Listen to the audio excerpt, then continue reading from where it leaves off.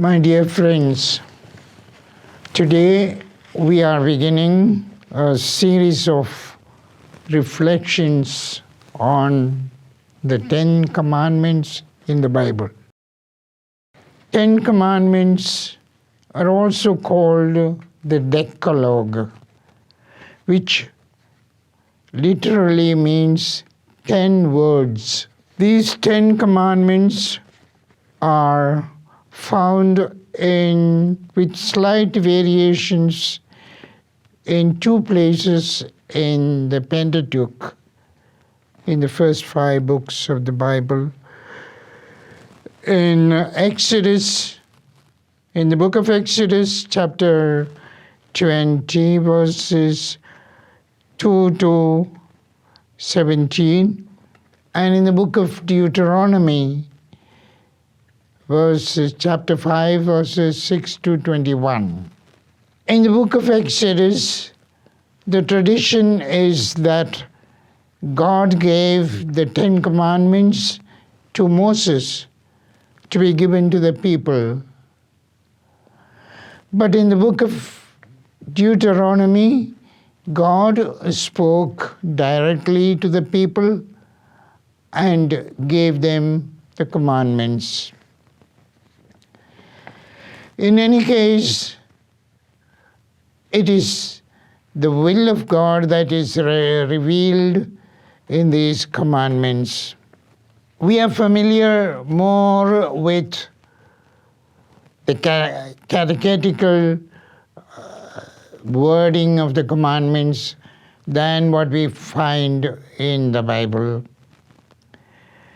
The catechetical wording of the commandments is shorter and may be considered as abbreviations of what we find in the Bible. For example, the first commandment says, I am the Lord your God, and you shall not have any other God besides me. The second commandment in the catechetical wording is also shorter. You shall not take the name of the Lord your God in vain.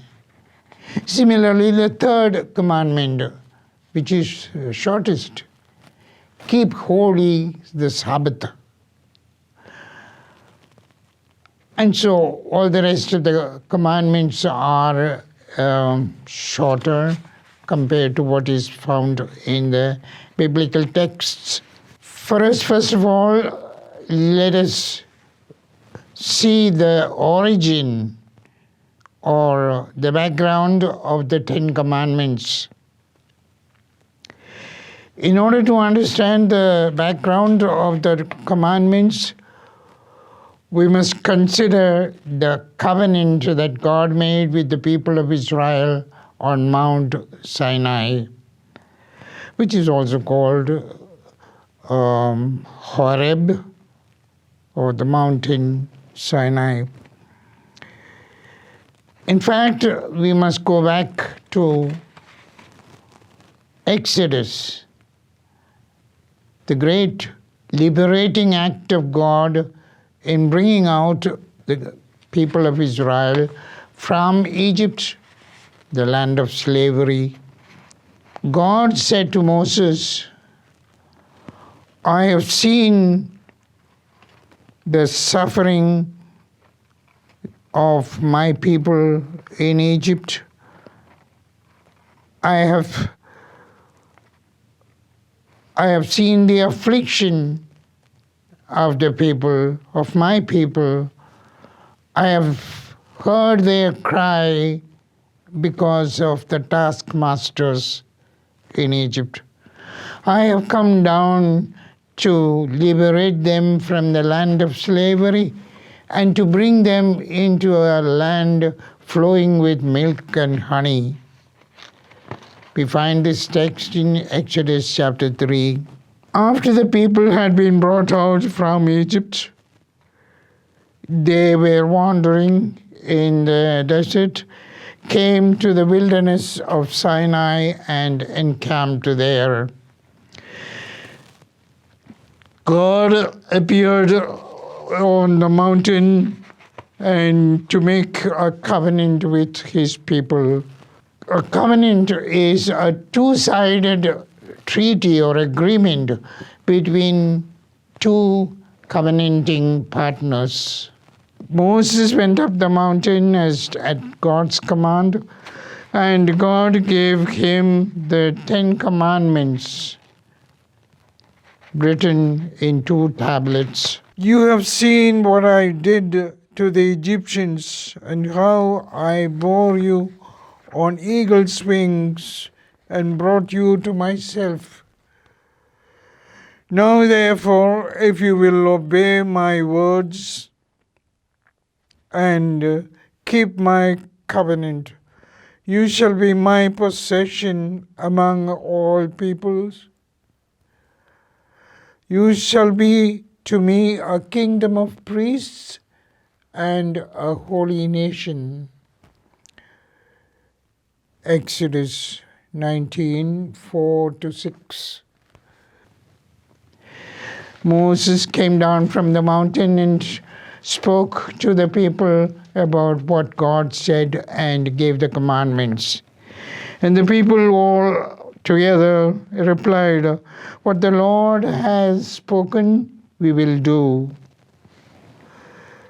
So there are obligations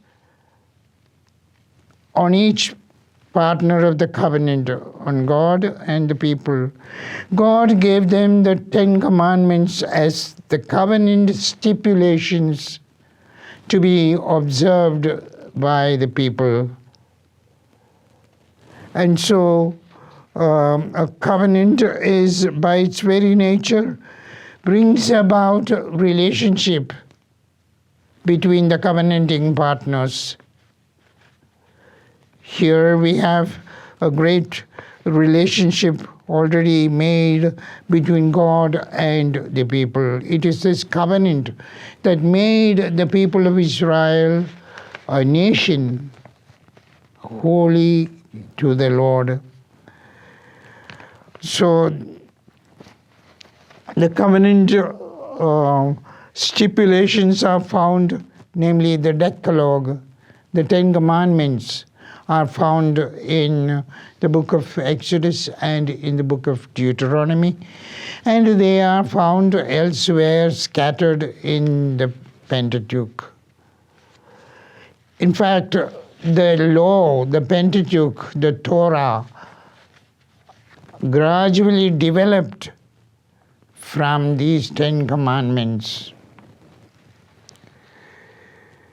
Thus, the origin of the 10 Commandments is to be seen as the covenant stipulations that God made for the people of Israel, so that they live a life worthy of their newly received dignity, privilege as God's chosen people. They are assured of God's protection and blessings if they obey the commandments. If they disobey, then disaster will come upon them. So this was a covenant that God made with the people. And according to the book of Exodus, there are 2 traditions regarding the conclusion of the covenant. One tradition is a meal shared by Moses, Aaron and his sons, and 70 elders representing the whole people of Israel. That we find in Exodus chapter 24, verses 1 and 2, 9 to 11. The second tradition is a sacrifice and a blood ritual. Moses erected 12 pillars in honor of the 12 tribes. He built an altar for sacrifice, and he took blood of the sacrificed animal, poured it on the altar representing God, and poured it on the people to show that they share in the covenant that God made with them, and they share the blessings of the covenant. Jesus acknowledged the Ten Commandments, but for him the greatest commandment is twofold, namely love of God and love of neighbor. To the question, which commandment in the law is the greatest? Jesus answered, "You shall love the Lord your God with all your heart, with all your soul, and with all your mind. This is the greatest commandment. And the second one is like it. You shall love your neighbor as yourself." On these two commandments hang the law, the whole law and the prophets. Matthew 22:36-40. The Decalogue must be understood and interpreted in the light of these commandments of love.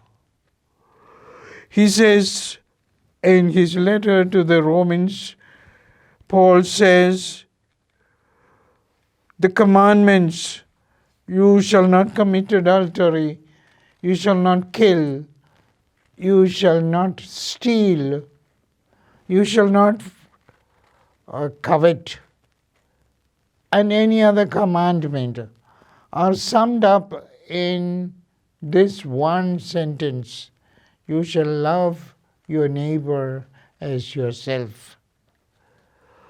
Love does no harm to a neighbor. Therefore, love is the fulfillment of the law. Romans chapter 13, verses 9-10.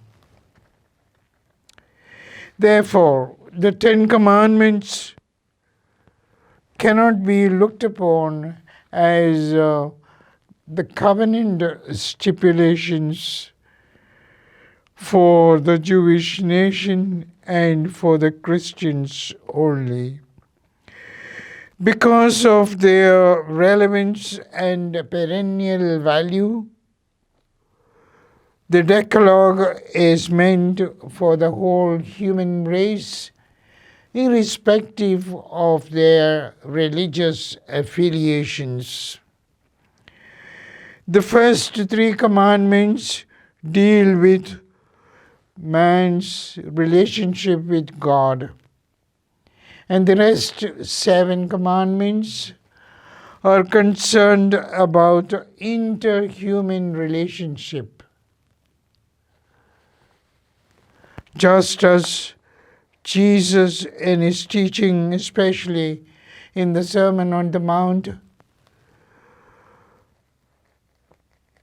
has given supreme value to the divine human and interhuman relationships, so too the Ten Commandments in the Old Testament have immense value for the human race in terms of love relationship with God and with one another.